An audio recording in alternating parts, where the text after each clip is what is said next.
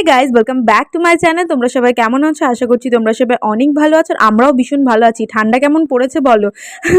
মানে আজকে কিন্তু রাত ৯টা বাজে, তখন আমি আর মাম্মাম বেরিয়েছি বাইরে কিছু কেনাকাটা করার জন্য। আর এই দেখো মাম্মাম তোমাদের ২০ টাকার কয়েনটা দেখাচ্ছিল, কি চকচক করছে না? মাম্মাম দেবো কি দেবো না বলছিল। আমি বললাম যে এরকম কয়েন অনেক আসবে, তুমি দিয়ে দাও, খুচরো টাকা রেখে লাভ নেই। আজকে ডেস্টিনেশন কিন্তু আমাদের সোনা দোকান। আর আজকে আমি আর মাম্মাম গেছিলাম আমার বিয়ের গয়নার অর্ডার দিতে, কারণ সোনার দাম হুড়হুড় করে বেড়েই চলেছে। আর আমরা মধ্যবিত্ত পরিবারের মানুষ, আমাদের অনেকটা সঞ্চয় করে এক একটা জিনিস বানাতে হয় আর কি। মানে স্বপ্ন পূরণ করতে গেলেও অনেকটা আমাদের স্যাক্রিফাইস করতে হয়। তো যাই হোক, অর্ডার দেওয়ার পর আমি এই নূপুরটা নিয়েছি, খালি হাতে আসবো সেই জন্য নূপুরটা নিয়ে এলাম। আমার এক দেখাতেই ভীষণ পছন্দ হয়ে গেছে, আর মাম্মামও এই এক দেখাতে এটাই পছন্দ করেছিল। তো এটা নেওয়ার পর আমরা বেরিয়ে চলে এসেছি সোনা দোকান থেকে।